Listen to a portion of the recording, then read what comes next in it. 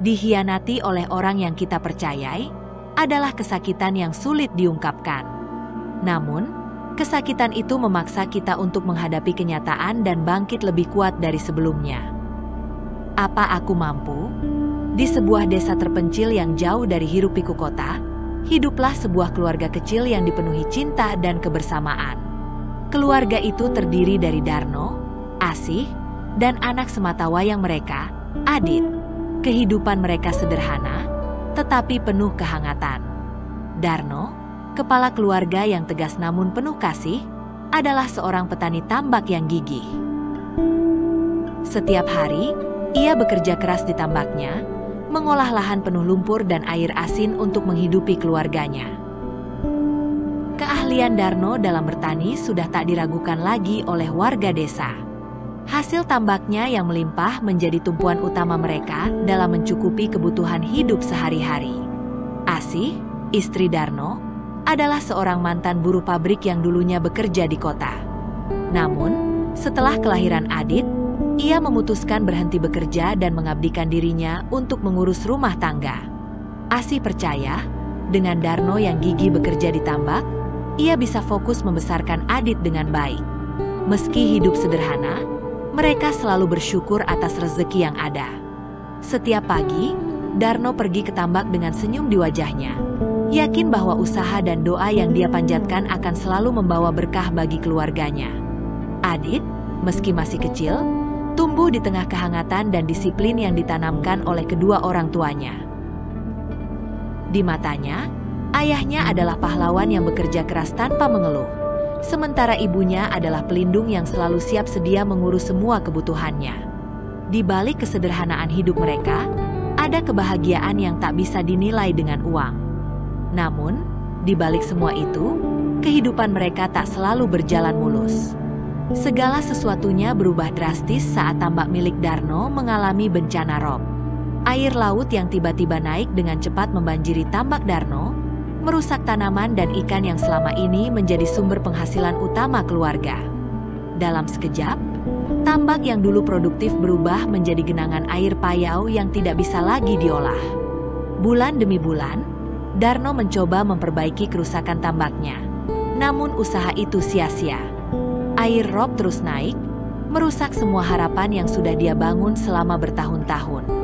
Keluarga yang dulunya merasa aman dalam kehidupannya yang sederhana, kini harus berhadapan dengan kenyataan pahit. Pendapatan dari tambak lenyap begitu saja, meninggalkan Darno dan Asih dalam kekhawatiran besar. Seluruh simpanan yang mereka kumpulkan dari hasil tambak selama bertahun-tahun perlahan habis, hanya untuk kebutuhan sehari-hari. Harapan untuk bangkit kembali semakin jauh dari genggaman. Tambak yang menjadi tumpuan hidup kini menjadi simbol kepedihan bagi Darno. Setiap kali ia melihatnya, ada perasaan hancur di dalam hatinya. Setiap kali dia berdiri di tepi tambak yang tak lagi bisa diolah, Darno merasa seperti kehilangan bagian dari dirinya sendiri.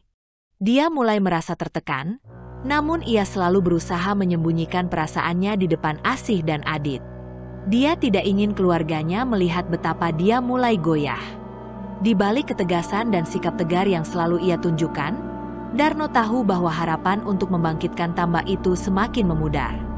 Asih, meskipun tidak mengatakan apapun, merasakan beban yang dipikul suaminya semakin berat. Ia melihat bagaimana Darno bekerja tanpa henti, meskipun tambak tak lagi menghasilkan. Setiap hari, Asih berdoa agar ada keajaiban yang bisa mengubah nasib mereka. Namun, seiring berjalannya waktu, doa-doa itu seperti menguap di tengah kesulitan yang terus menghantui mereka. Asih tak hanya khawatir soal ekonomi, tapi juga kesehatan mental Darno yang semakin terpuruk. Sebagai istri, ia ingin mendukung suaminya. Tetapi pada saat yang sama, ia juga mulai merasa ketakutan akan masa depan mereka yang semakin suram. Kehidupan yang dahulu terasa damai dan stabil kini dipenuhi kecemasan dan ketidakpastian. Dengan Adit yang semakin besar dan membutuhkan lebih banyak kebutuhan untuk sekolah, Darno dan Asih sadar bahwa mereka harus segera mencari solusi lain. Namun, di tengah semua kegelisahan ini, satu hal yang tetap mereka pegang erat adalah kebersamaan mereka sebagai keluarga. Seiring berjalannya waktu, kehidupan Darno dan Asih semakin tenggelam dalam kesulitan. Tambak yang dulu menjadi tumpuan penghasilan tak lagi bisa diharapkan, dan tabungan mereka semakin menipis. Sementara itu, Adit tumbuh semakin besar dan akan segera masuk sekolah dasar, yang tentu menambah beban pengeluaran. Darno, yang biasanya tegar, mulai kehilangan semangatnya. Asih, yang selalu berusaha tetap kuat, kini sering termenung di sudut rumah, memikirkan bagaimana mereka bisa bertahan. Suasana di rumah terasa sunyi. Piring-piring di atas meja makan seringkali kosong, hanya ada beberapa butir nasi sisa dari hari sebelumnya. Pagi itu, Darno duduk di sudut dapur, memandangi dinding bambu rumah mereka yang mulai lapuk. Asih berdiri di dekat tungku, mengaduk bubur encer yang dibuat dari beras sisa. Wajahnya lelah, matanya menatap bubur tanpa semangat. "Aku sudah nggak tahu lagi harus gimana, Mas." Suara Asih akhirnya pecah dalam keheningan. "Beros tinggal sejeni. Besok lusa Adit harus sekolah. Uang seragam dan buku aja kita belum ada." Darno menghela napas panjang, merasa dihantui oleh kegagalannya. "Aku tahu, Dik, tapi aku sudah coba segala cara. Bahkan tambah itu, tak ada yang bisa aku lakukan lagi. Setiap malam aku kepikiran, tapi selalu mentok. Aku nggak mau kita terus begini, tapi aku nggak tahu harus gimana." Asih menoleh, menatap suaminya yang dulu begitu tegar kini tampak rapuh. "Kita puasa lagi hari ini, ya? Biar berasnya cukup sampai akhir minggu." Darno terdiam. Ia menundukkan kepalanya, merasa bersalah.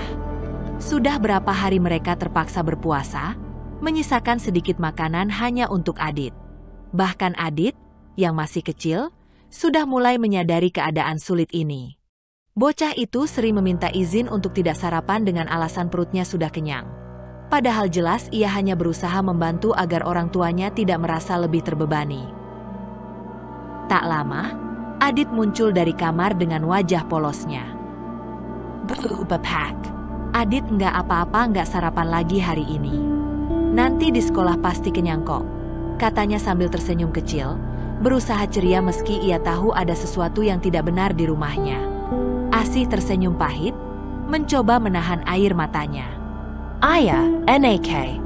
Tapi nanti kalau di sekolah lapar, bilang ya, biar ibu buatkan bekal."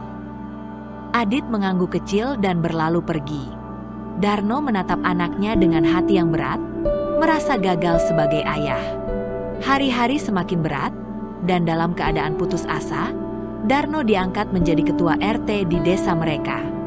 Awalnya, berita ini disambut dengan sedikit harapan. Jabatan itu, meskipun tidak bergaji besar, memberikan sedikit cahaya di ujung terowongan yang gelap. "Mas, alhamdulillah ya, kamu terpilih jadi ketua RT," ucap Asih suatu malam, meski suaranya terdengar lelah. Setidaknya ada tambahan penghasilan, meskipun kecil. Darno hanya mengangguk. Matanya menatap ke langit-langit rumah. "Iya, tapi gajinya cuma segitu, Dik. Bahkan buat beli beras saja kadang nggak cukup. Tanggung jawabnya besar, tapi hasilnya..." Darno tak bisa melanjutkan kata-katanya. Rasa frustrasi makin menumpuk. Setiap hari Darno menjalankan tugasnya sebagai ketua RT. Ia mendengar keluhan warga, mengurus administrasi, dan mencoba membantu mereka dengan segenap kemampuannya. Ironisnya, ia membantu orang lain, sementara di rumahnya sendiri, mereka semakin kesulitan. Setiap kali warga datang ke rumah untuk meminta bantuan, Darno harus tersenyum dan menyembunyikan kenyataan bahwa keluarganya juga sedang kelaparan. Malam itu, setelah seharian bekerja tanpa istirahat, Darno kembali ke rumah dengan badan yang lelah. Asih duduk di dekat jendela, menggenggam secangkir air putih, satu-satunya yang bisa ia konsumsi setelah seharian berpuasa. Adit sudah tertidur di atas tikar tipis di sudut ruangan. "Mos," panggil Asih dengan suara lembut, tetapi penuh beban. Darno hanya menoleh tanpa berkata apa-apa. Matanya yang gelap dan lelah menatap kosong ke arah istrinya. Ia merasa terlalu lemah bahkan untuk berbicara. Kita kuat ya, Mas. Aku tahu ini berat, tapi kita nggak boleh menyerah. Darno mendekati Asih dan duduk di sebelahnya. Aku nggak tahu sampai kapan bisa bertahan kayak gini. Dik, aku nggak mau lihat kamu dan Adit terus-terusan sengsara. Asalkan kita masih bersama, kita bisa bertahan. Mas, Asih mencoba tersenyum, meskipun ada kesedihan yang terpancar dari wajahnya. Aku selalu percaya kamu bisa bawa kita keluar dari ini. Namun, di dalam hatinya, Asih pun tak yakin berapa lama lagi mereka bisa bertahan. Setiap hari adalah perjuangan, dan meski mereka berusaha tetap kuat di depan Adit, kenyataan terus menghantui. Darno tahu, jabatan ketua RT tidak akan cukup untuk mengubah nasib mereka. Setiap kali ia pulang, ia melihat makanan yang semakin sedikit, dan merasa seperti beban itu semakin menumpuk di pundaknya. Dalam suasana yang semakin mengenaskan, Darno dan Asih hanya bisa saling bergantung pada satu sama lain. Tapi mereka tahu, jika keadaan ini terus berlanjut, hanya waktu yang bisa menjawab apakah mereka akan bertahan atau hancur dalam ketidakpastian hidup. Keputusan Asih untuk merantau ke Jakarta demi membantu memperbaiki kondisi keuangan keluarga adalah pilihan yang tak mudah. Malam itu, sebelum keberangkatannya, Asih duduk di samping Darno. Mereka berdua menatap langit desa yang gelap, hanya ditemani cahaya remang dari lampu minyak di depan rumah. Suasana hening, tak ada suara selain hembusan angin malam yang seakan membawa perasaan tak terkatakan. Mas, aku nggak sanggup kalau terus-terusan lihat Adit kekurangan, kata Asih, suaranya lirih namun tegas. Aku harus melakukan sesuatu. Kalau aku pergi ke Jakarta dan jadi art, setidaknya ada sedikit uang yang bisa aku kirim pulang. Kita nggak bisa terus begini, Mas. Darno diam sejenak, matanya menatap tanah. Aku ngerti, Dik, katanya akhirnya. Aku cuma nggak kebayang hidup di sini tanpa kamu. Kamu yang selalu jaga rumah, urus Adit. Tapi kalau memang ini satu-satunya cara, aku nggak bakal halangi. Malam itu mereka berbicara panjang lebar tentang rencana Asih di Jakarta dan bagaimana Darno harus menjaga Adit sendirian. Adit sendiri terlalu muda untuk mengerti sepenuhnya. Ia hanya tahu bahwa ibunya akan pergi jauh untuk mencari uang, tapi ia tidak paham kesulitan yang mendalam yang sedang dialami keluarganya. Keesokan harinya, Asih berangkat dengan berat hati, meninggalkan Darno dan Adit di desa. Tangis tertahan ada di mata Asih saat ia memeluk suaminya untuk terakhir kali sebelum naik ke bus yang akan membawanya ke Jakarta. Darno mencoba tegar, tapi hatinya juga terbelah. Ia tahu ini keputusan yang terbaik, tetapi kehilangan kehadiran istrinya di rumah akan menjadi pukulan berat baginya. Setelah kepergian Asih, hari-hari di desa terasa lebih sunyi. Darno, yang biasanya disibukkan dengan pekerjaan tambak dan rutinitas rumah tangga bersama Asih, kini harus menjalani hidup sendirian mengurus Adit. Meski ia adalah ketua RT, tugas-tugasnya tidak banyak. Sesekali ia mengunjungi warga, mendengarkan keluhan, dan membantu mengatur urusan administrasi. Namun, setelah semua tugas itu selesai, ia selalu kembali ke rumah yang terasa semakin sepi. Adit, yang masih kecil, sering bertanya kapan ibunya akan pulang. Bu, kapan pulang? Pak? Tanyanya suatu sore, dengan mata yang berbinar penuh harap. Enggak lama lagi, NAK. Ibu sedang bekerja keras biar kita bisa makan lebih enak, jawab Darno dengan suara berat namun lembut. Ia berusaha menahan emosinya, meski di dalam hati ia juga merindukan kehadiran Asih. Malam-malam terasa paling berat bagi Darno. Setiap kali ia duduk di ruang tamu, menghadap jendela yang terbuka lebar, ia teringat sosok Asih yang biasa duduk di sebelahnya, berbincang tentang keseharian atau sekadar menikmati keheningan bersama. Kini, keheningan itu terasa dingin dan tak nyaman. Darno hanya bisa termenung, berharap waktu berjalan lebih cepat. Setiap minggu, Asih selalu menyempatkan diri menelpon dari Jakarta. Meski singkat, Suara Asih di telepon adalah penghibur terbesar bagi Darno dan Adit. "Mas, di sini kerjaan lumayan banyak, tapi aku baik-baik aja. Aku akan segera kirim uang bulan depan. Kamu jaga diri baik-baik ya, dan jangan lupa jaga Adit," ucap Asih suatu malam melalui telepon. "Ayah, Dick." Adit baik-baik aja. Dia juga rajin sekolah, tapi ya, dia sering nanya kapan kamu pulang, jawab Darno dengan nada yang sedikit goyah. Meski berusaha terdengar kuat, Darno tidak bisa menyembunyikan betapa ia merindukan kehadiran istrinya. "Sabar ya, Mas.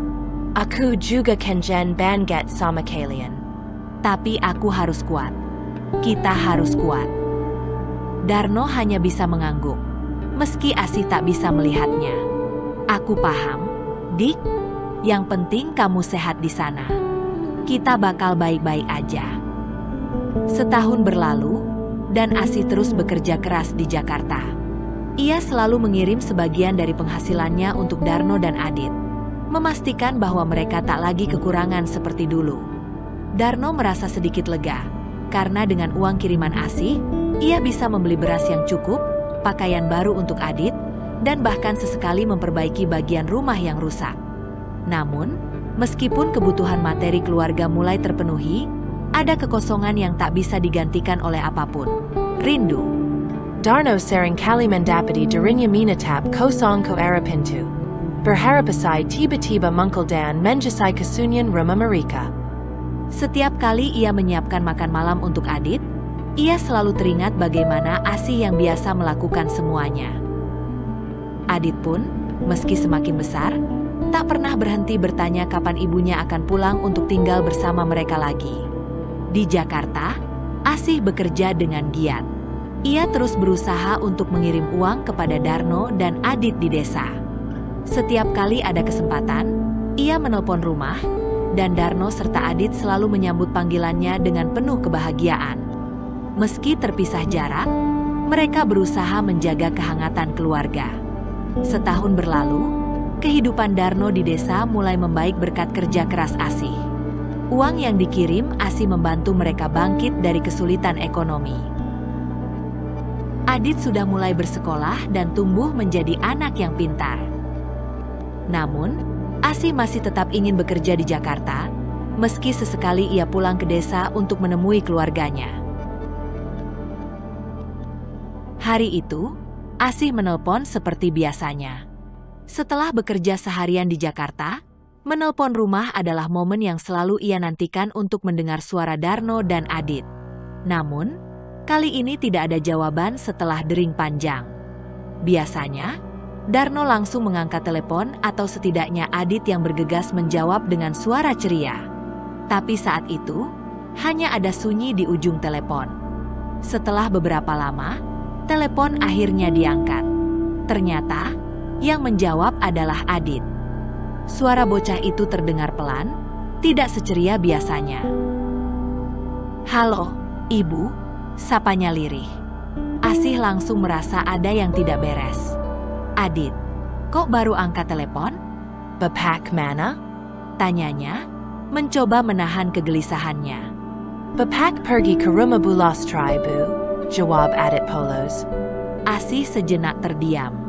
Bu Lastri adalah tetangga mereka yang rumahnya tidak jauh dari rumah mereka. Darno, sebagai ketua RT, memang sering membantu warga, jadi Asih tidak merasa curiga. Namun, ada sesuatu dalam suara Adit yang membuatnya merasa tidak tenang. "Kamu udah makan, Adit?" tanyanya, dengan nada yang mencoba tetap tenang. "Belum, Bu. Dari tadi pagi," jawab Adit pelan. Jawaban itu membuat darah Asih mendidih seketika. Seharian tanpa makan, ia merasa marah, kecewa, dan cemas sekaligus. Bagaimana bisa Darno meninggalkan Adit tanpa memberi makan? Asih menahan dirinya agar tidak langsung marah pada Adit di telepon, tapi pikirannya dipenuhi amarah yang tak bisa ditahan. Ia merasa jauh dan tak berdaya, dan anaknya menderita tanpa perhatian yang cukup. Malam harinya, setelah pulang kerja, Asih mencoba menelpon lagi. Kali ini, Telepon langsung diangkat oleh Darno. Asih tak lagi bisa menahan amarahnya. "Mas, kamu di mana tadi siang?" Suaranya terdengar tajam di ujung telepon. Darno terkejut mendengar nada suara Asih yang biasanya lembut berubah menjadi begitu marah. "Aku tadi ke rumah Bu Lastri. Ada urusan?" "Ada apa, Dik?" jawabnya dengan nada tenang. "Apa?" Ke rumah Bu Lastri? "Urusan? Mas, kamu sadar nggak kalau Adit belum makan seharian? Dia bilang dari pagi kamu nggak kasih dia makan. Apa kamu nggak peduli sama anak kita?" Darno terdiam. Ia tidak menyangka hal itu. "Apa? Adit belum makan?" Darno merespon, suaranya terdengar menyesal. "Maaf, Dik, aku nggak tahu. Aku kira dia sudah makan. Aku terlalu sibuk tadi." "Mas, sibuk? Kamu ketua RT, bukan orang yang kerja sampai lupa ngurus anak. Ini masalah tanggung jawab. Mas, aku di sini kerja keras untuk kamu dan Adit, dan kamu malah biarkan dia kelaparan." Asih tak bisa menahan rasa kecewa yang mendalam. Jarak yang memisahkan mereka terasa semakin berat di tengah keadaan seperti ini. Darno terdiam lagi, tak bisa menyangkal kesalahannya. Ia tahu bahwa Asih benar. Sebagai suami dan ayah, tugasnya bukan hanya mengurus warga desa, tapi yang terpenting adalah menjaga anak mereka, Adit. Ia terlalu larut dalam urusannya di luar, hingga lupa memastikan anaknya terurus dengan baik. "Aku minta maaf, Dik. Aku benar-benar nggak bermaksud begini. Aku janji nggak akan terulang lagi," ujar Darno dengan suara rendah. Rasa bersalah mulai menguasainya. Tetapi itu tidak cukup untuk meredakan kemarahan Asih. "Janji? Mas, ini bukan cuma soal janji. Kamu harus sadar kalau Adit butuh perhatian, bukan cuma ditinggal begitu aja. Kalau kamu nggak bisa jaga dia dengan baik, buat apa aku di sini kerja keras sampai jauh?" Suara Asih bergetar antara marah dan kesedihan. Sebulan setelah kejadian telepon yang memicu pertengkaran antara Asih dan Darno, suasana perlahan-lahan kembali tenang di antara mereka. Namun, suatu hari Asih mendapat telepon dari Adit, yang suaranya terdengar cemas dan tergesa-gesa. Adit menangis, suaranya pecah di ujung telepon, dan ia hanya berkata, "Bu, Bapak sakit. Bapak parah, Bu." "Ibu pulang, ya." "Ibu harus pulang." Asih terdiam sejenak, kebingungan menyergapnya. Adit tidak bisa menjelaskan lebih rinci apa yang terjadi, hanya menangis dan meminta Asih segera pulang. Jantungnya berdegup kencang, rasa khawatir dan takut mulai menguasai pikirannya. Apa yang terjadi dengan Darno? Pikirannya berputar-putar di antara skenario terburuk. Tanpa berpikir panjang, Asih memutuskan untuk segera kembali ke desa, meninggalkan pekerjaannya di Jakarta demi mengetahui keadaan suaminya. Setelah perjalanan panjang yang penuh kecemasan, Asih akhirnya tiba di desa mereka. Begitu memasuki rumah, ia langsung disambut oleh Adit yang matanya sembab akibat menangis berhari-hari. Tanpa sepatah kata, Adit menarik tangan ibunya menuju kamar. Di sana, Asih terpaku melihat pemandangan yang menyakitkan. Darno terbaring lemah, tubuhnya babak belur dengan memar di berbagai tempat, wajahnya pucat, dan nafasnya terengah-engah. Asih merasakan gelombang kemarahan, kebingungan, dan kesedihan menyerbu hatinya sekaligus.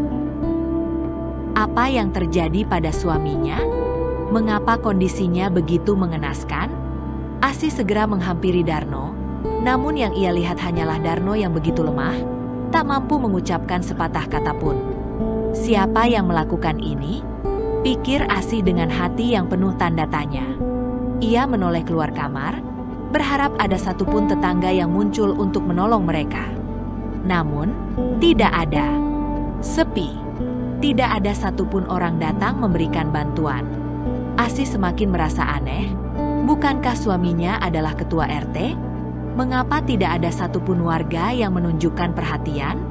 Perasaan curiga mulai merayapi pikiran Asih. Perasaan curiga mulai merayapi pikiran Asih.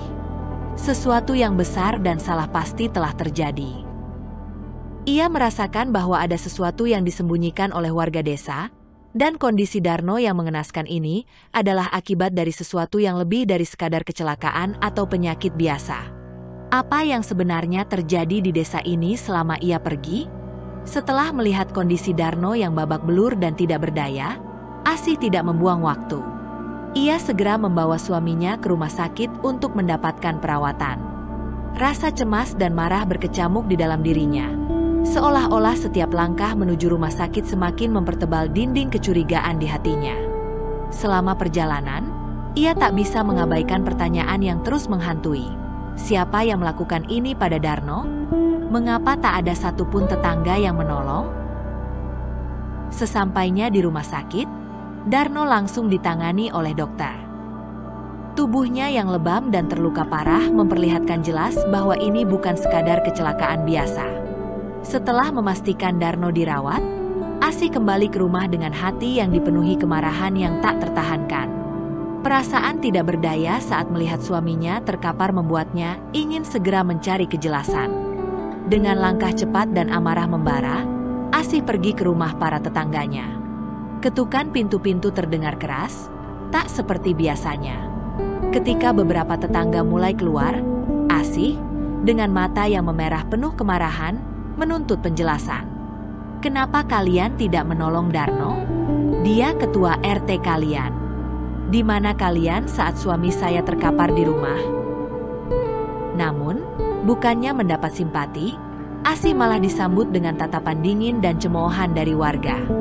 Beberapa di antara mereka mulai berbicara dengan nada kasar. Kenapa kami harus menolong dia? Suami kamu itu nggak lebih dari sampah.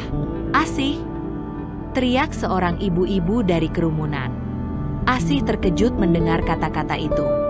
Amarahnya semakin meluap, tapi sebelum ia bisa berkata lebih, makian demi makian terus berlanjut dari para tetangga.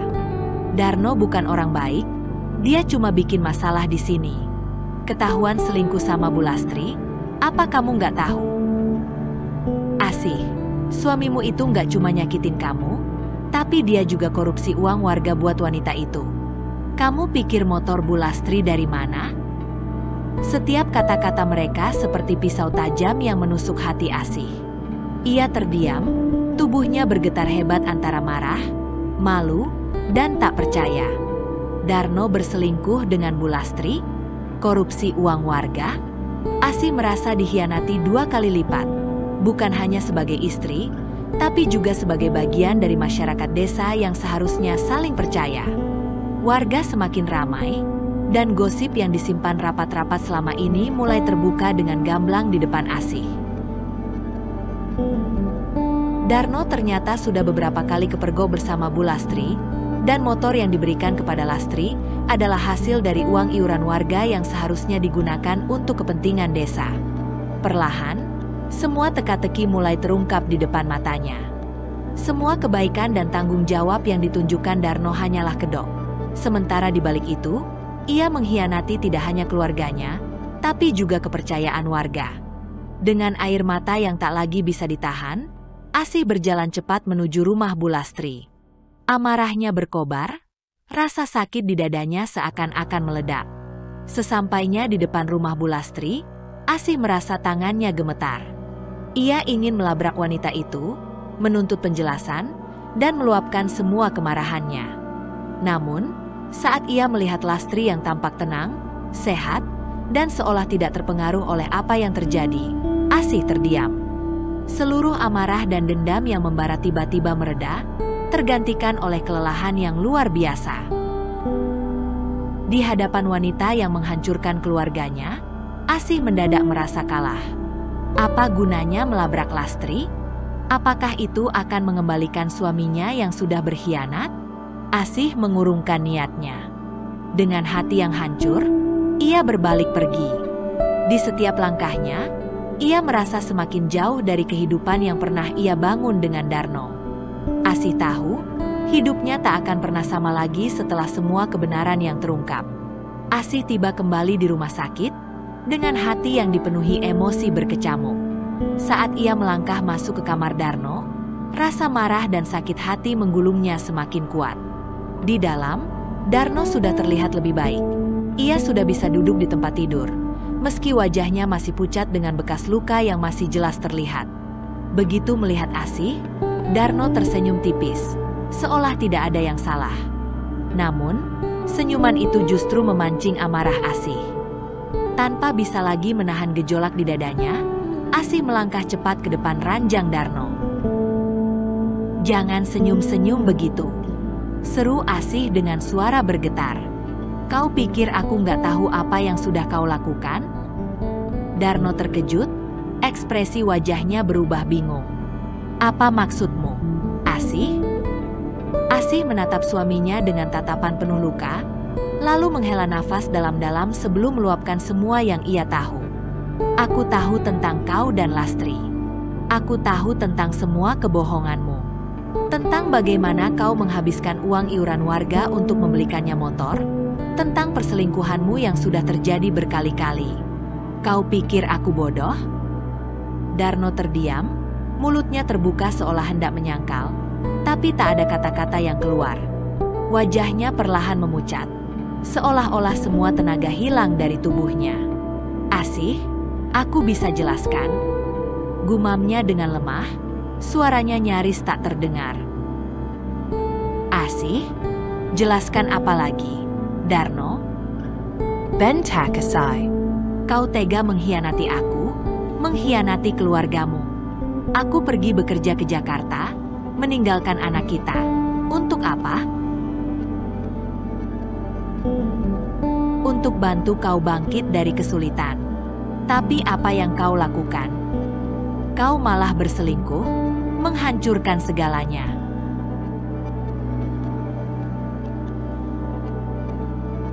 Suara Asih menggema di dalam ruangan, dan Darno yang lemah tak bisa melakukan apa-apa selain menundukkan kepala. Semua yang dikatakan Asih seperti palu yang menghantamnya satu persatu. Asih, yang tidak bisa lagi menahan amarah, tiba-tiba saja melayangkan pukulan ke dada Darno, menghantamnya dengan tinjunya berkali-kali. "Dasar tidak tahu diri," teriak Asih, memukul Darno dengan sekuat tenaga, meski air matanya mulai bercucuran. "Kau menghancurkan semua yang kita bangun. Apa kau nggak punya hati? Apa kau nggak pikirkan anak kita?" Darno, yang masih dalam kondisi lemah, hanya bisa menahan sakit di tubuhnya tanpa bisa membela diri. Ia mengerang pelan, tak mampu melawan. Pukulan Asih tak menghentikan luka di tubuhnya. Namun yang lebih menyakitkan adalah setiap kata yang keluar dari mulut istrinya. Kata-kata yang penuh kebenaran dan amarah yang tak bisa ia sangkal. "Asih, aku minta maaf." Darno mencoba berbicara, tapi suaranya tersendat, seakan menembus gumpalan rasa bersalah yang mencekik lehernya. Aku hilaf." Namun, Asih tak lagi peduli. Pukulan-pukulan emosional yang ia layangkan semakin melambat seiring tangisnya semakin keras. Setelah beberapa saat, ia berhenti, tubuhnya gemetar karena kelelahan dan emosinya yang meluap. Pandangannya kabur oleh air mata, dan hatinya terasa berat, penuh dengan kekecewaan yang tak terukur. Dengan napas tersengal, Asih menatap Darno untuk terakhir kalinya di ruangan itu. "Aku tidak butuh permintaan maafmu, Darno. Aku sudah cukup muak." Tanpa menunggu tanggapan, Asih berbalik dan berjalan cepat keluar dari ruangan rumah sakit. Darno, yang masih lemah di ranjang, hanya bisa menatap punggung Asih yang semakin menjauh. Ia tahu, sesuatu di antara mereka sudah retak dan tak bisa diperbaiki lagi. Asih pergi dari rumah sakit tanpa sepatah kata lagi. Langkahnya terasa berat, namun hatinya sudah membuat keputusan. Tidak ada lagi yang bisa diselamatkan dari rumah tangga ini. Semua yang mereka bangun bersama telah hancur karena pengkhianatan yang tak termaafkan. Asih meninggalkan rumah sakit dengan hati yang hancur, dan langkah kakinya terasa semakin berat saat ia menuju mobil.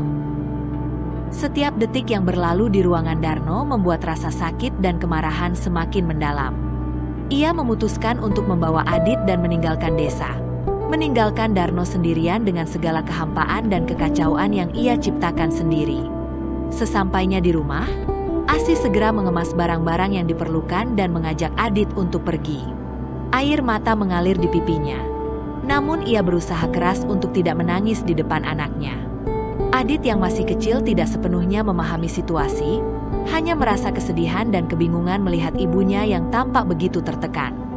Mereka meninggalkan rumah yang selama ini menjadi saksi hidup mereka, meninggalkan desa yang kini terasa seperti penjara bagi Asih.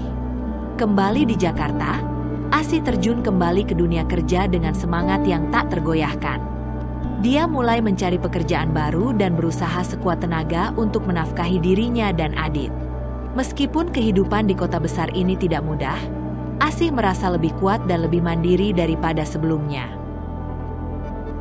Hidup sebagai janda, dia memilih untuk fokus pada masa depan Adit dan dirinya sendiri, meski rasa sakit hati masih menghantui setiap malam. Sementara itu, Darno, yang ditinggal sendirian di desa, merasa seperti terjebak dalam gelombang kemarahan dan kebingungan yang tak ada habisnya. Kehidupannya yang dulu teratur dan terjaga kini hancur berantakan. Tanpa kehadiran Asih dan Adit, Darno merasakan kekosongan yang mendalam. Ia mulai kehilangan arah dan seringkali marah-marah tanpa sebab yang jelas, seolah-olah dunia di sekelilingnya runtuh. Hari-hari Darno di desa berlalu dalam kesunyian dan amarah.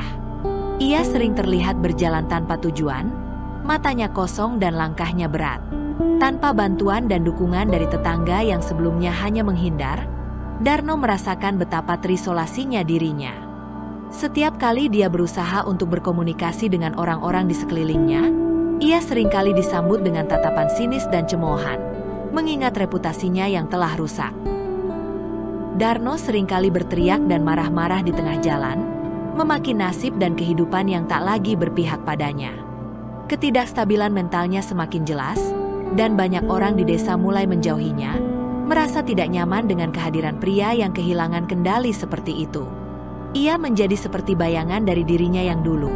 Seorang lelaki yang kuat dan tegas kini berubah menjadi sosok yang tampak linglung dan putus asa. Di sisi lain, kehidupan Asih dan Adit di Jakarta mulai menunjukkan tanda-tanda pemulihan. Asih bekerja keras, meskipun sering merasa lelah dan tertekan. Ia menyadari bahwa hidup sebagai janda adalah pilihan yang sulit, namun lebih baik daripada hidup bersama seseorang yang telah mengkhianatinya. Dengan penuh tekad, ia berusaha memberikan yang terbaik untuk Adit, memastikan bahwa anaknya mendapatkan pendidikan yang baik dan lingkungan yang penuh kasih sayang. Setiap malam, Asih berdoa agar kehidupannya dan Adit semakin membaik. Meski tidak mudah, ia menemukan kekuatan dalam dirinya untuk terus maju, menjadikan masa depan mereka sebagai prioritas utama. Dalam perjalanan ini, Asih menemukan kedamaian dalam kesendirian, sementara Darno terus terjebak dalam lingkaran kemarahan dan kesedihan yang tak kunjung usai.